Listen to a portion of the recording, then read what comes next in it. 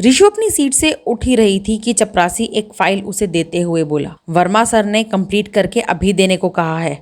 ओहो, आज फिर देर हो जाएगी। घड़ी 5:30 दिखा रही थी। शुक्र है क्रैच उसकी सहेली का है, नहीं तो मुश्किल हो जाती। फाइल कंप्लीट करके दी और निकलते निकलते 6:30 हो रहे थे।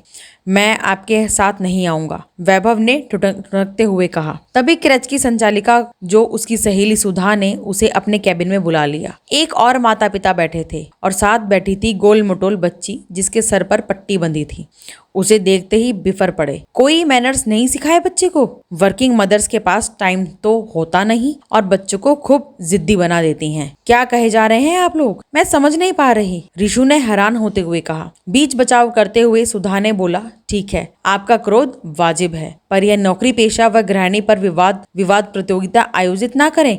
दोनों ही माओ के लिए बच्चा एक बड़ी जिम्मेदारी होता है। उन्हें शांत करके हुए सुधा बोली। ऋषु, वैभव ने आज इस बच्ची को धक्का दे दिया। दीवार से टकराने से इसे चोट लग गई। आजकल जरा जरा सी बातों पर वैभव कभी धक्का देता है, कभी मारपीट करता है। 3 साल के बच्चे में इतना गुस्सा व क्रोध मैंने इससे पहले कभी नहीं देखा। तुम्हें कुछ करना होगा। ओहो, आई एम सॉरी आपके बच्चे को बोलना है, ना कि आपको। मैं आप लोगों के लिए क्या कर सकती हूँ? चलिए, मैं आपका मेडिकल एक्सपेंस भी कर देती हूँ, ऋषु ने हिचकते हुए कहा। पैसों का रौब हमें ना दिखाएं, बस अपने बच्चे को संभाल लें, इतना ही बहुत है। यह व्यंग्य तीर सा ऋषु को चुभा। वैभव, तुमने उस लड़की को क्यों धक्का दिया? मम्मा, मुझे वह अपना बॉक्स नहीं दे रही। आप ही तो कहती हैं शेयर करना चाहिए चीजों को, इसलिए मैंने उसे पनिश किया। मुझे वैसा ही टेडी बेयर वाला बॉक्स चाहिए। बिल्कुल नहीं, अब मैं आपको पनिश करूंगी। घर पहुंचकर भी वैभव जिद करता रहा। बार बार टेडी बेयर वाले बॉक्स पर उसकी जैसे सुई अटक गई थी और ना सुनने का वह आदी नहीं था। आज ऋषु ने भी ठान लिया था कि वो जिद पूरी नहीं करेगी। उसके मस्तिष्क पर बार बार वो ताना रिप्ले हो रहा था, टाइम होता तो नहीं, बस जिद्दी बना देती हैं। और फिर चटाक, चुप हो जाओ, बहुत जिद्दी हो गए हो, कुछ नहीं आएगा तुम्हारे लिए। वैभव रोने लगा, मगर ऋषु ने ध्यान नहीं दिया। वह अपने कमरे में कपड़े बदलने चली गई। जब तक आई तो वैभव सोफे पर सो चुका था। उसके कोमल गालों पर आंखों से ढलकते आंसुओं की लकीर बन गई थी। ऋषु शोभ व गिलानी से गिर गई। उसे बिस्तर पर सुलाया। बेटा बिना खाना खाए सो गया। अब उसका भी मन नहीं कर रहा था खाने का।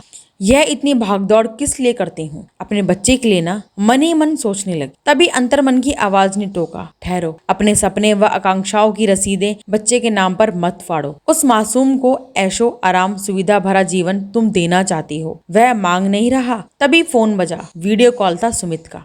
हाय जान, कैसी हो? झूठी मुस्कान लानी चाहिए, पर सुमित सब भांप लेते हैं। क्या हुआ मेरी सुपर वुमेन? तुम्हें बहुत मिस कर रही हूँ। अब यार, तुमने ही जिद करके भेजा है 7 समंदर दूर अमेरिका में, यह कहकर कि ऐसा मौका गंवाना नहीं चाहिए, नहीं तो मैं कहाँ जाने वाला था अपनी जान के बगैर। हल्की मुस्कान चेहरे पर खिल गई। नौटंकी तो कोई तुमसे सीखे। चलो बताओ क्या बात है? सारी बात विस्तार से सुमित को बताकर वह हल्का महसूस कर रही थी। देखो, तुम बहुत बहादुर हो, शांत दिमाग से सोचोगी तो हल भी मिल जाएगा। मैं हर कदम तुम्हारे साथ हूँ, माय सुपर वुमेन। हाँ, वैभव को मेरा ढेर सारा प्यार देना। Okay, bye. सुमित से बात करके मन हल्का हो गया। हल तो मुझे ही निकालना होगा। तो अगले 2 दिन गूगल से लेकर सब चाइल्ड साइकोलॉजी की किताबें छान डाली। सब में एक ही बात पर जोर था, क्वालिटी टाइम बिताना अपने बच्चे के साथ, यानी कि वह समय जब आप वह बच्चा सिर्फ और सिर्फ एक दूसरे के साथ हैं। यह कैसे होगा? दवा तो मिल गई, पर इलाज शुरू कैसे करें? हम नौकरी पेशा माओं के पास समय ही तो सबसे ज्यादा कमी रहती है। दूसरे दिन ऑफिस पहुंचते ही वर्मा सर के कैबिन में पहुंच गई। सर, एक रिक्वेस्ट है। हाँ, बोलिए मिसेज ऋषु, क्या बात है? सर, मैं एक वर्किंग मदर हूँ, मगर अपने काम से बहुत प्यार करती हूँ, अपना बेस्ट देना चाहती हूँ। बस एक रिक्वेस्ट है, आपकी कोई भी अर्जेंट फाइल हो तो सुबह 10:30 तक मेरे कैबिन में भिजवा दें। ठीक 6 बजे मैं ऑफिस छोड़ दूंगी। मुझे अपने बच्चे को क्रैच से लेना होता है। ठीक है, मैं समझ गया। थैंक्स सर, आपने मुझे सपोर्ट किया, इसके लिए धन्यवाद। बस अब दिनचर्या सेट थी। शाम 6 बजे वैभव को लेकर वो सीधे पार्क जाती, जहां वह बच्चों के साथ खेलता व ऋषु निगरानी करती। दोनों घर आकर डिनर करते। सोने से पहले ऋषु रोज उसे एक कहानी सुनाती और फिर दोनों मस्ती करते हुए सो जाते। ऋषु ने कुछ समय के लिए आभासी दुनिया से भी दूरी बना ली कि पहले अपने निजी जीवन को तो संभालूं, फिर आभासी दुनिया में विचरेंगे। 1 महीने बाद वैभव बहुत ही जिम्मेदार व प्यारा बच्चा बन गया था। सुधा भी हैरान थी उसका बदला रूप देखकर। अब वह हर बच्चे की मदद करता, वह हंसता खेलता। ऋषु ने चैन की सांस ली।